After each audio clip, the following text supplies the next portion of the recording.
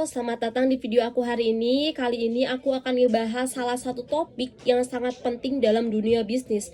Apa sih? Yaitu aku akan ngebahas sebuah topik mengukur resiko dalam sebuah bisnis. Ketika kita memiliki sebuah bisnis, kita pasti akan dihadapi dengan yang namanya sebuah resiko. Namun dengan kita memahami cara mengukurnya, itu adalah kuncinya yang paling utama dalam mengelola sebuah resiko untuk lebih efektif dan lebih bijak. Mari kita mulai dengan memahami jenis-jenis resiko yang pada umumnya dihadapi oleh setiap para pembisnis.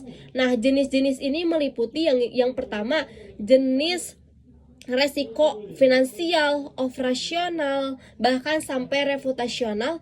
Ini dalam setiap kategorinya memiliki tantangannya tersendiri. Namun dengan kita lebih bijak mengambil keputusan, mengetahui strateginya seperti apa, maka resiko ini tidak akan terjadi.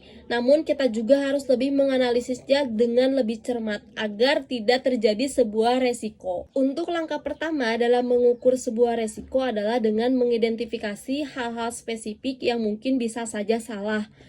Nah, ketika kita memiliki sebuah bisnis, perlu diingat untuk menanyakan pada diri kita dengan pertanyaan, bagaimana jika bahan baku naik dengan 2 kali lipat?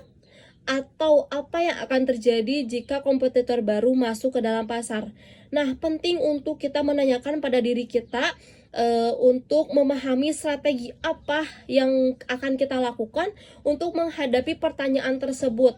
Nah, dengan kita memahami strateginya, menganalisis strateginya, kita akan jauh lebih terhindar dari yang namanya sebuah resiko.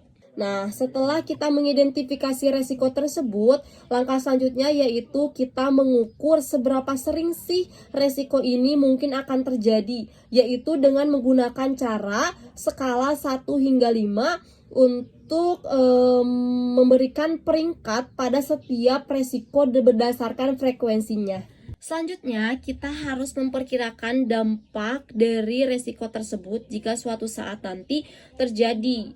Nah, sekali lagi, yaitu dengan cara menggunakan skala 1 hingga 5 untuk menilai sebuah dampak yang terjadi atau yang ditimbulkan dari sebuah bisnis yang sedang kita jalani.